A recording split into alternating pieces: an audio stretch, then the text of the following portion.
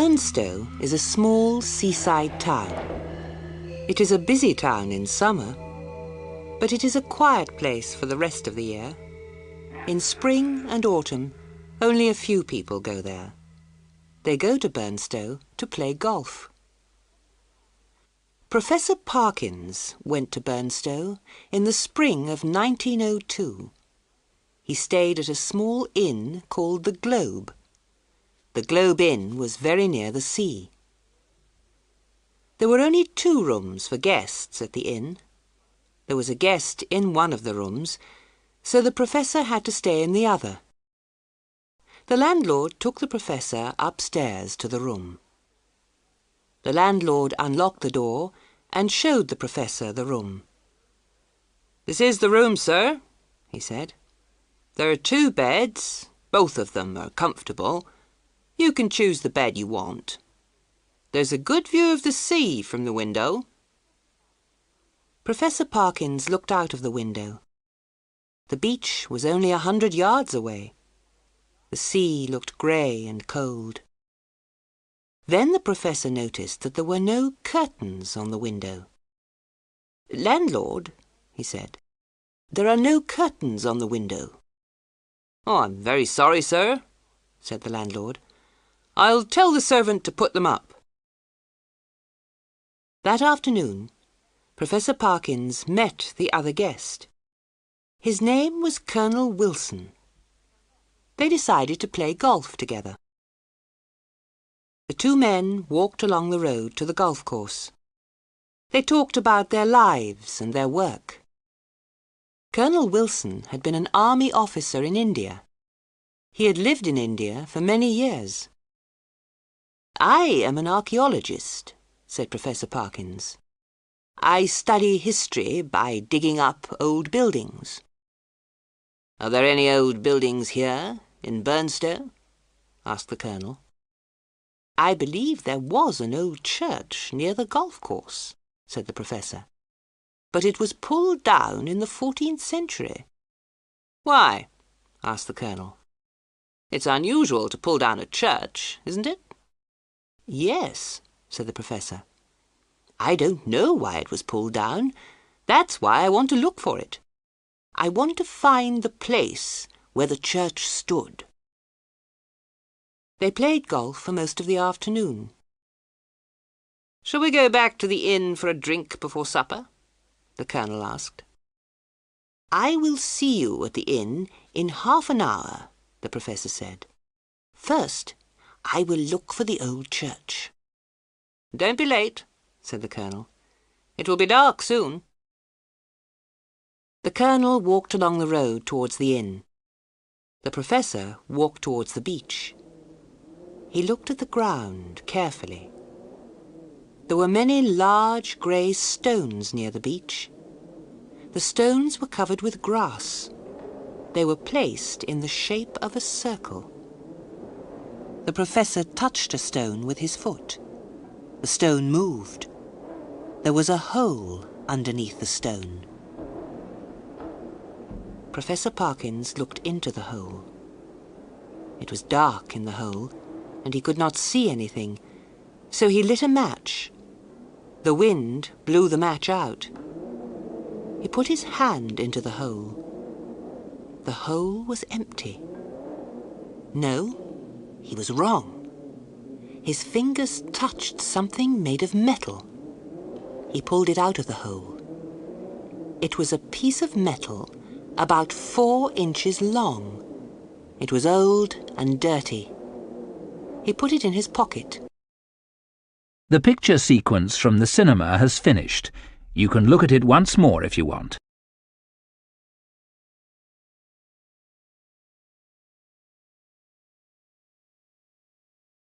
The wind from the sea was cold and the sky was cloudy. It was getting dark.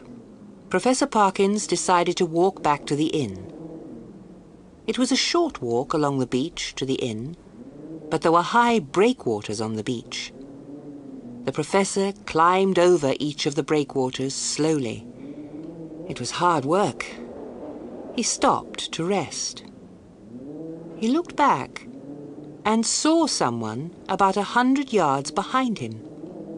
The other person stopped. It was getting dark, so the professor could not see clearly. He could not see what the other person looked like. A black figure on the beach was watching him. Was it a man or a woman? Or was it something else? The professor suddenly felt afraid. He did not want to meet this strange figure on the dark beach. He thought that the figure was following him. He started to run, but the sand was soft and deep, and the breakwaters were high. He felt he was running in a dream. At last, he reached the inn. He looked round. There was no one behind him on the dark beach. He was cold and tired, and very glad to go into the warm inn. The Colonel was waiting for him. They ate supper together and talked about golf. Then the professor went upstairs to his room. As he took off his jacket, he remembered the piece of metal in his pocket. He took it out and looked at it by candlelight. It was a very old whistle. He tried to blow the whistle. No noise came out. The whistle was full of dirt. The professor took out a small pocket knife. He went to the window to clean the dirt out of the whistle. He saw that there was still no curtains on the window. He opened the window and looked out. The night was dark. There was no moon. But the professor thought there was someone standing on the beach. He cleaned the whistle quickly, then went back to the candle. Now he could see marks on the whistle. The marks were letters. Quis est iste qui venit? Latin, the professor thought. Quis est iste qui venit? That means, who is this who is coming? The professor tried to blow the whistle. No one will come, he thought. But he put the whistle to his lips and blew. The sound of the whistle was clear and high. It was a sad sound. Suddenly, the wind blew strongly through the open window. The candle went out. The professor was surprised and frightened. He stood in the dark, listening to the wind. He walked slowly across the room. He closed the window. Still the wind blew. It blew around the inn, making a terrible noise.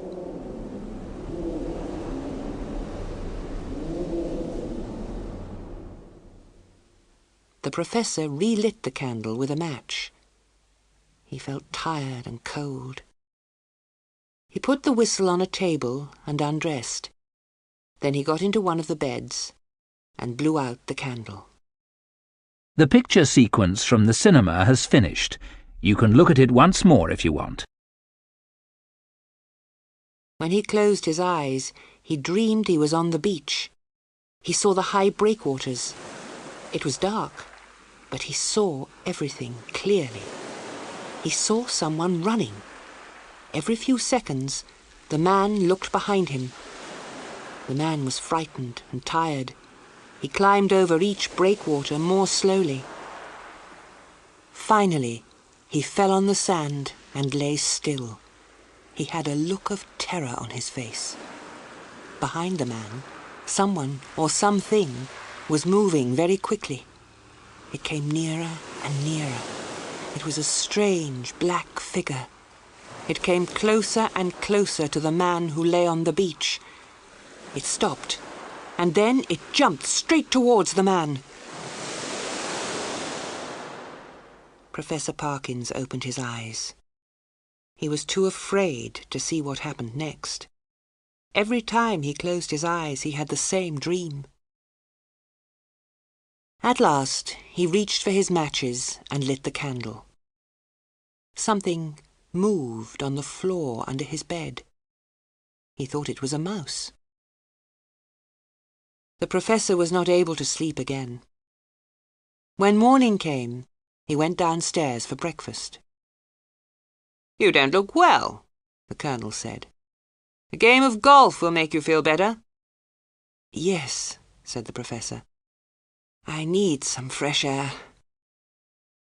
After breakfast, the Professor went upstairs to get his hat. The servant was cleaning his room. "Good morning, sir," the girl said. "It was cold and windy last night. Would you like another blanket for your bed?" "Yes, please," said the Professor. "Which bed shall I put it on, sir?" asked the girl. "The one I slept in," said the Professor. "But you slept in both beds, sir," said the girl. "I put clean sheets on both beds." "Did I?" said the Professor. "Put a blanket on the bed in the corner." The picture sequence from the cinema has finished. You can look at it once more if you want. As soon as the girl had finished, the Professor left the room. He locked the door and put the key in his pocket. He met the Colonel downstairs. They walked along the road to the golf course. "It was very windy last night," said the Colonel. "When there was a bad storm in India, we said that someone had whistled for the wind." "Well," said the Professor slowly, "I blew a whistle last night, and the wind came soon afterwards." "How very strange," said the Colonel. "Tell me, what kind of whistle was it?" The Professor told the Colonel about the whistle. He told him how he had found it. He told him that he had cleaned it and blown it. He did not tell him that he had stayed awake all night. The Colonel listened to the story, but said nothing. They played golf until late in the afternoon. They walked back along the road to the inn. The Professor did not want to walk back along the beach. They were very near the inn when a boy came running towards them. He ran straight into the Colonel and fell over. "What's the matter?" the Colonel asked angrily. "Look where you're going." The boy was very frightened. The Colonel spoke to him again. "Who are you running away from?" "The thing in the window," the boy answered. He was crying. "What thing?" the Colonel asked. "Come and show us." The boy took them to the front of the Globe Inn. He pointed up to a window. "It was up there, sir," he said. "It was waving at me. But it was a horrible thing, sir. I don't think it was alive." "Don't be afraid," the Colonel said. "It was someone trying to frighten you. Go home and forget about it." The Colonel looked at the Professor. "That's the window of your room, isn't it?" he asked. "Yes," said the Professor. "There's something strange going on. Will you come upstairs with me?" The two men went upstairs together. The Professor's room was locked. He opened the door with his key. Inside the room, one of the beds was untidy. A sheet lay on the floor by the window. The Professor called the servant. "Who has been in my room?" asked the Professor. "No one, sir," the servant replied. "There are only 2 keys to this room. You have one, and the landlord has the other." The Professor went to find the landlord. "I didn't go into your room while you were out, sir," said the landlord. The Professor and the Colonel ate supper together. "I can't understand it," said the Professor. "How can someone have gone into a locked room?" "Show me the whistle you told me about," said the Colonel.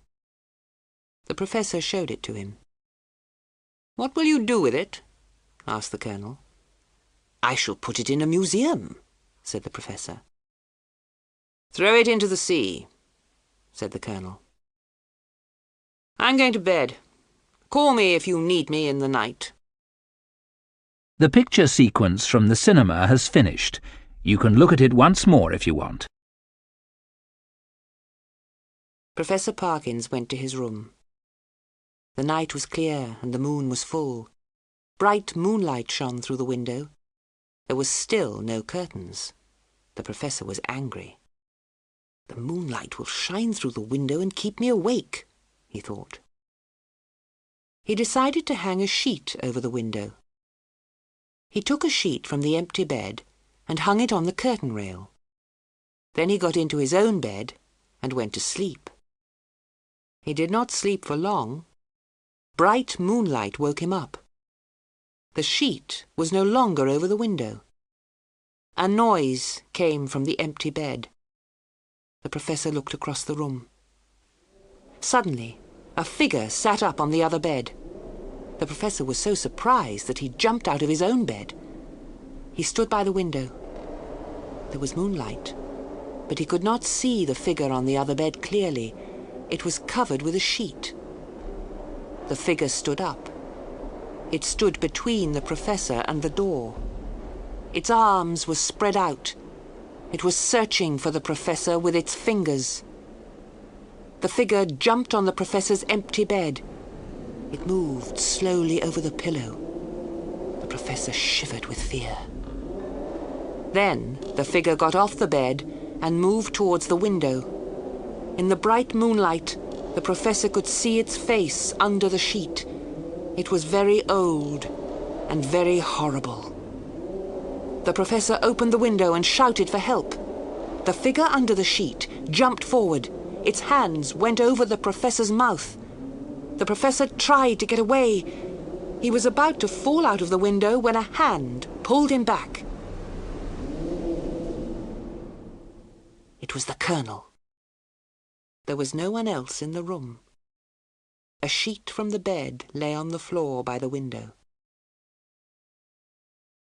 Next morning, the colonel and the professor went down to the beach. The colonel took the strange whistle and threw it into the sea. "Things like this sometimes happen in India," the colonel said. "I don't think the figure can hurt you. It can only frighten you." Professor Parkins is still afraid of curtains that move in the wind. He also sleeps without sheets on his bed.